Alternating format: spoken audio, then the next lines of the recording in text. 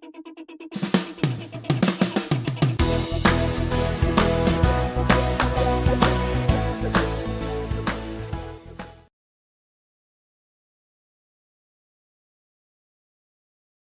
I said before, we're going to talk about GraphQL, which is a query language for API.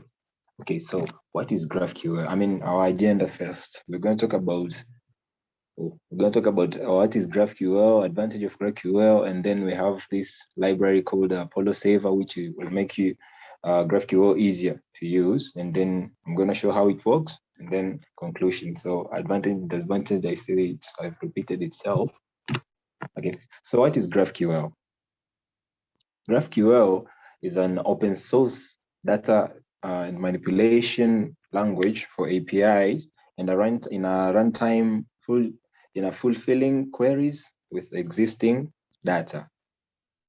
This GraphQL was developed by Facebook on 2012 before being released in 2015. So Facebook released this as a simple query language for the front end.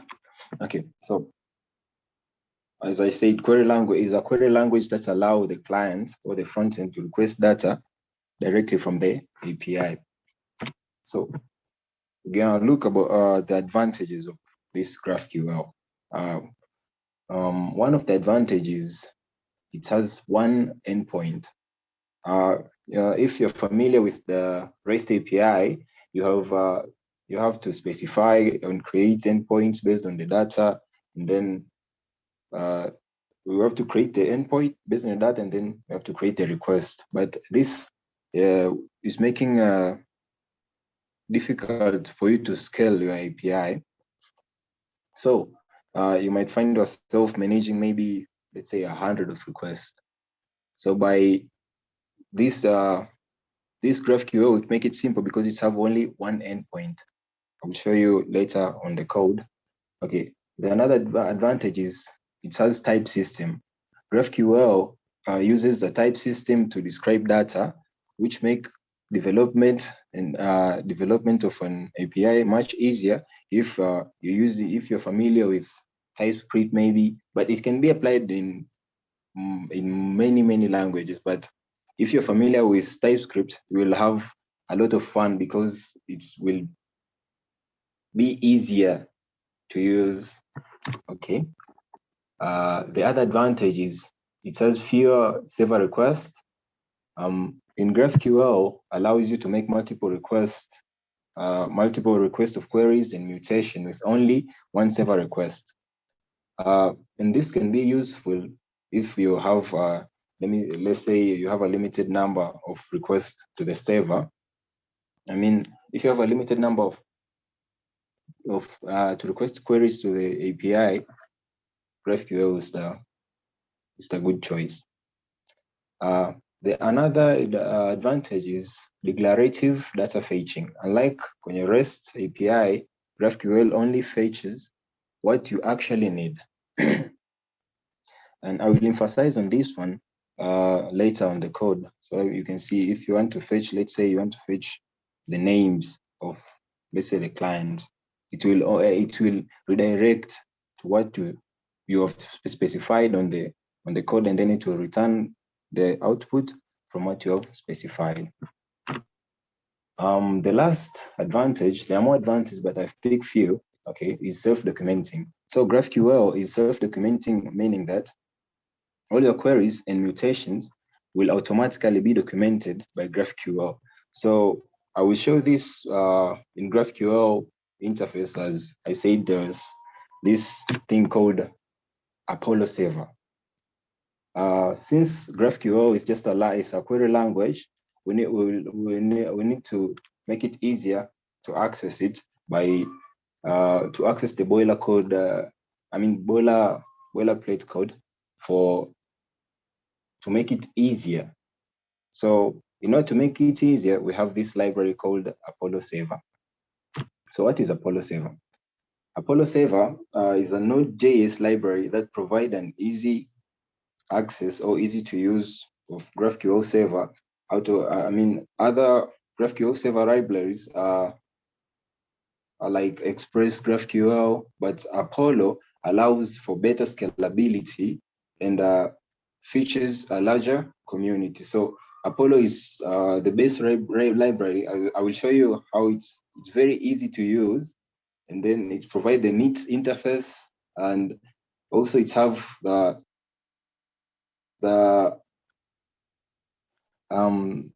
these features like documentation, and then you may get quick response and hot reloading of your queries instantly.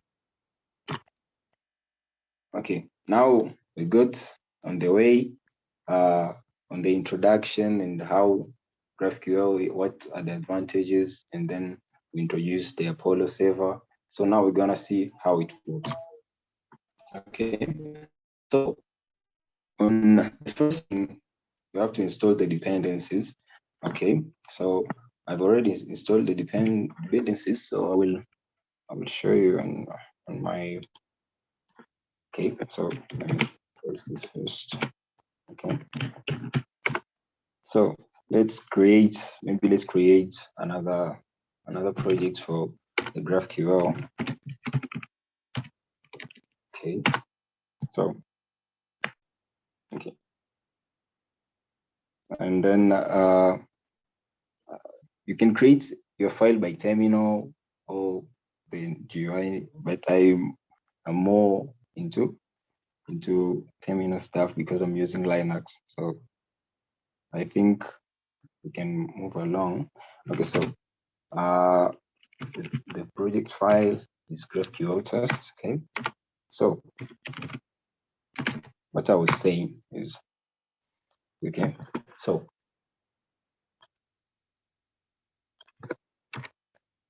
okay, now let's get back to the PowerPoint. Okay, so first you create the project by make directory in the name of your API that you want to create, and then you initialize Node because of to install the Apollo server, you have to have Node on your machine. So you're gonna run the Node command, which is npm. You initialize it in it, then yes, okay. So Node is already initialized. After initialized Node, you have to now you have to install the dependencies, which are Apollo server and GraphQL, not to make it easy to use. So I've already installed them, but you can try by npm install Apollo server and GraphQL. Okay, so it will load the libraries and then it will install them. So now you're good.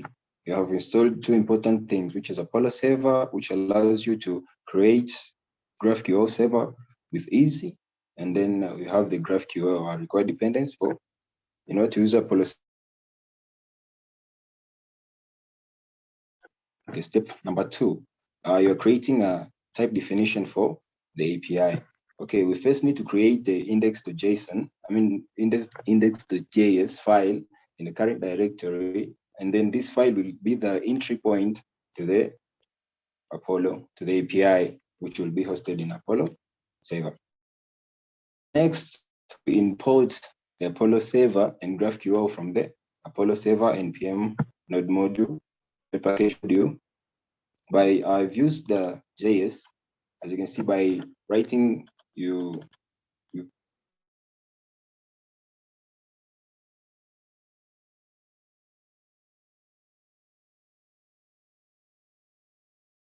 node package. Okay, so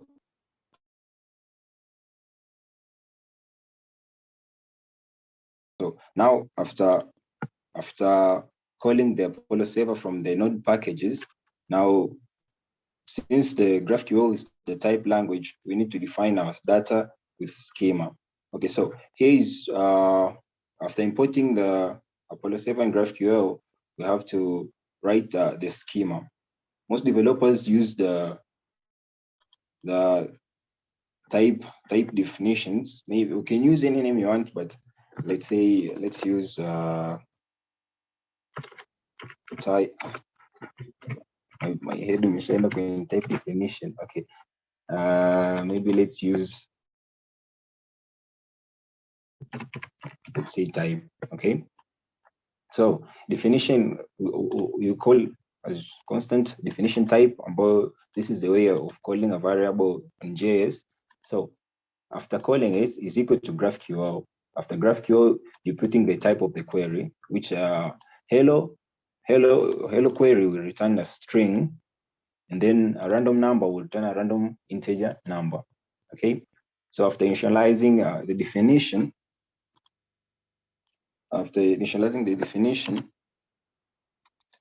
then we are going to, there are a few things that I tried to summarize it here, and then I've showed it, but maybe I went so quickly. Let me read them for you so that we may understand.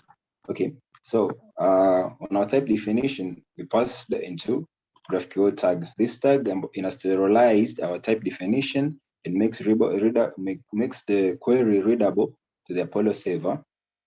This allowed auto completion during the development of the API. Okay, the query type lists all lists the possible queries that can be performed on the server. Like the first query is hello. As you can see here, the first query is hello. You can put any query you want, and then the definition type is string. On the random number, the definition type is int. Let's say you want to put another definition type, maybe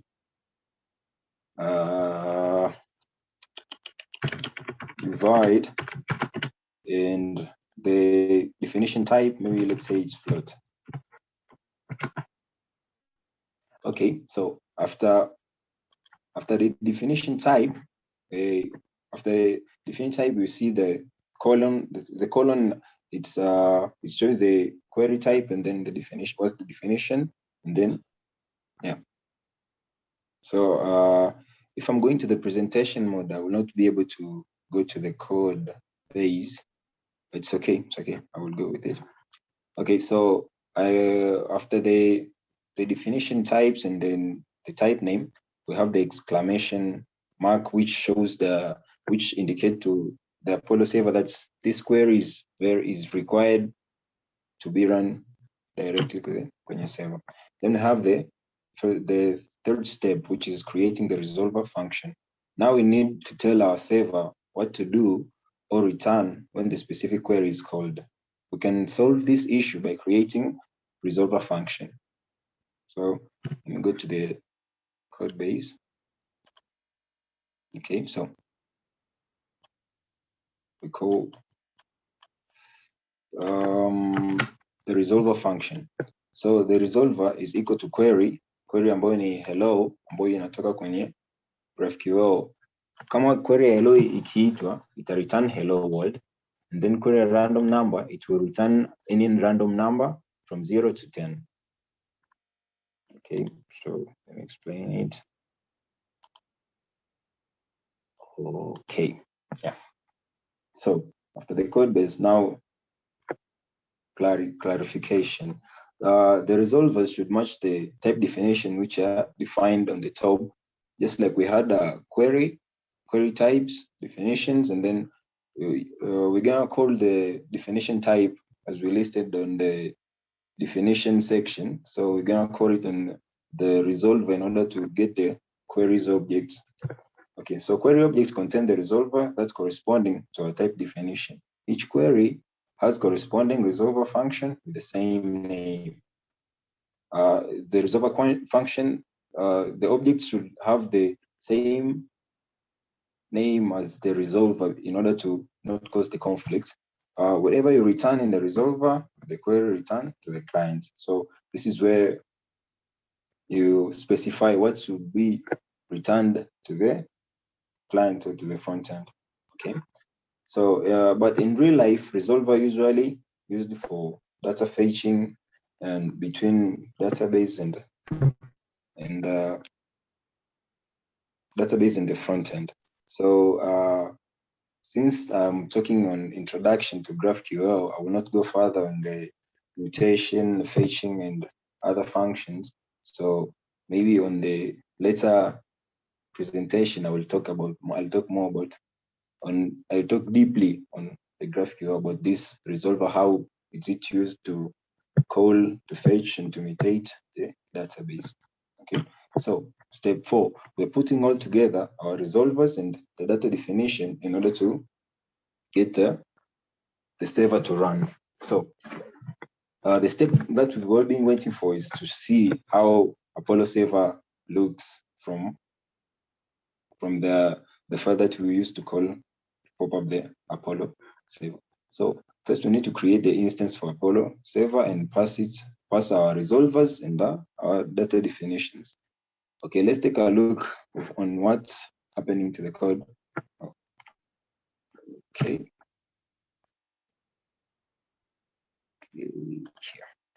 Okay, so the instances of the Apollo server, now we're calling the variable server equals to new Apollo server, which is being called on the top. And then we are calling the definition and the resolvers. As you can see, we have we're gonna add something here because we have we didn't put our divide object. Okay, divide. Let's say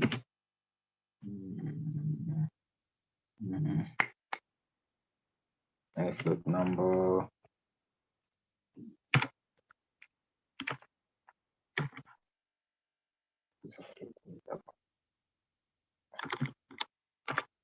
Okay.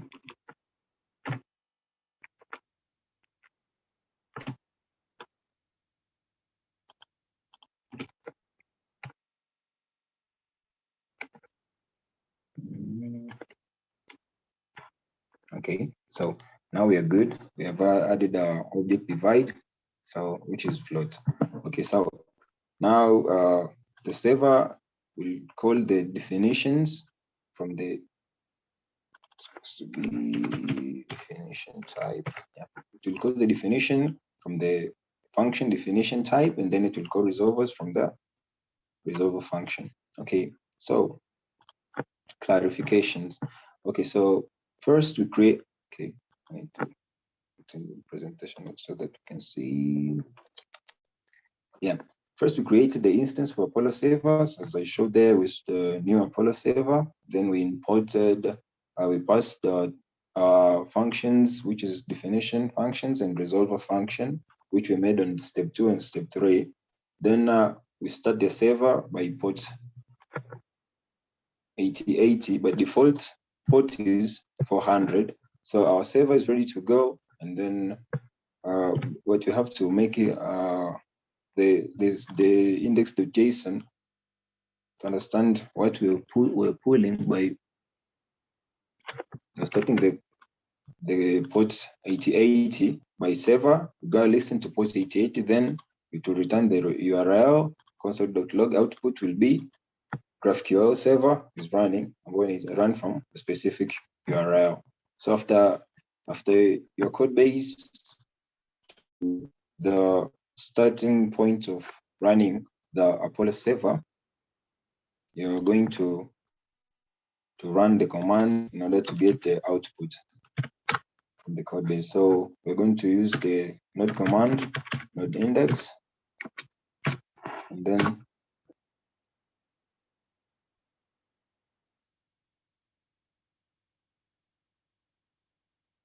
okay. So I think we have a little problem here. Definition type. So this. Okay.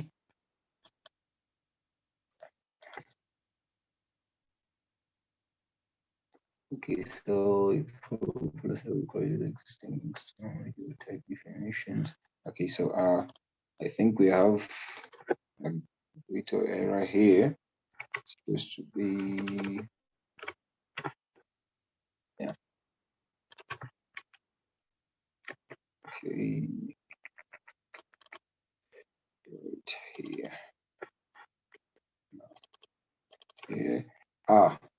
I put the uppercase, so it can't understand the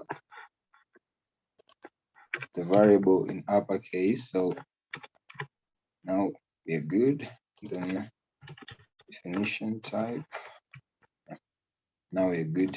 I think we're good. I should have definition there. Clear. Not index. Yeah. Follow save require existing schema. Sorry. Okay. Since I've created the schema, I think I'm getting the error. Okay, type condition. Now let's see, maybe it will give the output that I want. Inherit error event. Oh. Okay. Node.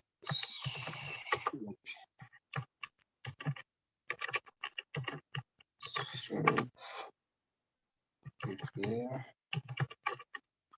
And then the index.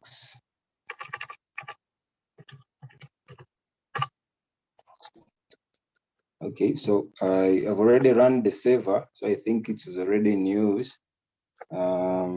Localhost, it's 100.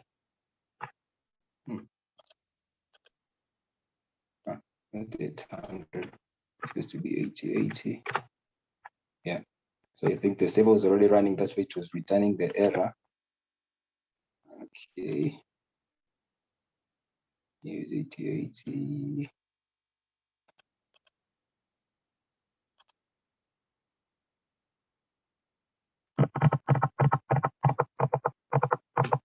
Okay, so as the server is continuing to load,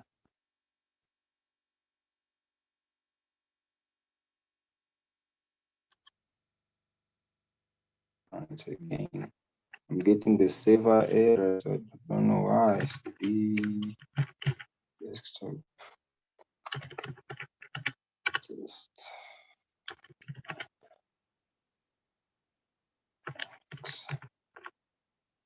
Okay, so yeah, it was just a cache. Okay, so now if I run localhost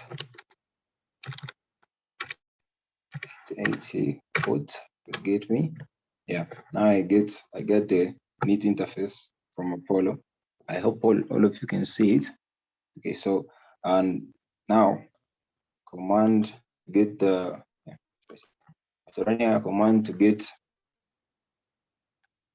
to now we have after running to get the content from the index.js file, run the node index in order to run the server. I put 80. So now the interface that you're getting, the neat interface that I displayed, it's from the Apollo server module, which allows you to perform queries straight to the server without the connection of front end. So now we have cool features on the GraphQL Apollo server. So on the okay, so let me direct this in query server, go to the studio, and then we have a sandbox here where you can play on your queries and to access directly from the queries on the right side.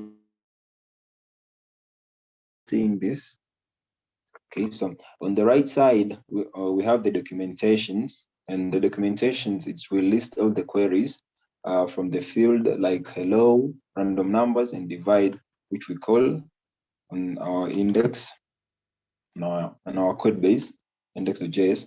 So this is where you run the operations. And by running the query, by querying the API in GraphQL, you have to call the word query, and then you're putting the variable that's from the what variables you've listed on the code. Okay, so let's say we have listed hello variables from the code, which hello objects, and then we have random number objects. When you run this, we'll get the response from hello. From the code, the response was hello world. And then from the random number, we have random number from 0 to 10. So when you run it again, it will change the random numbers and it will continue to change the random numbers. It will give you the output from the code. And then when we call, let's say we call, and then it will return on only what we have called. For instance, here we've called hello and random numbers only. So it will return, it will ignore divide object, and it will return hello and random number object. So when we call the divide object, now when you run the code, it will return the divide object from the code, as you can see it right here. Okay, let's continue the presentation. So now, as I said before, as on the advantage of GraphQL, it is self-documented. So on the right side, I show you it was the documentation from the API. So it was documented automatically. And then also you have the query mutation, as I showed you on how it works. Then you use only queries that you authorized to use in your API. For instance, I called hello and hello query and random number query, and I left the divide query. So the output which came out is hello world and and random number from the random query. Okay, so now that's how you call the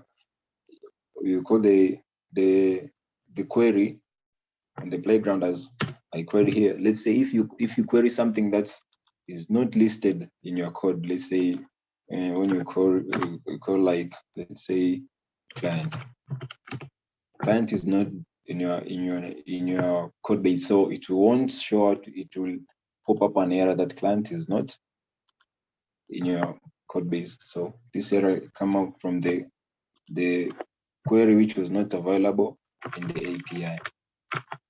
Yeah. Okay. So with all of that, I conclude by saying now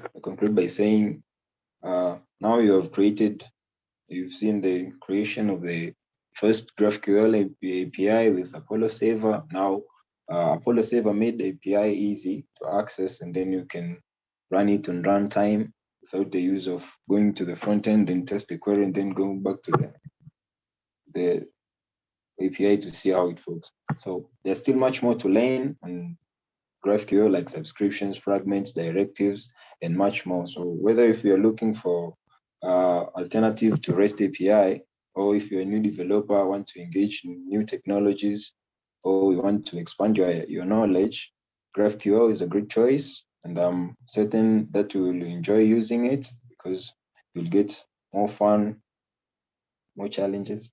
Yeah. So thank you and happy coding.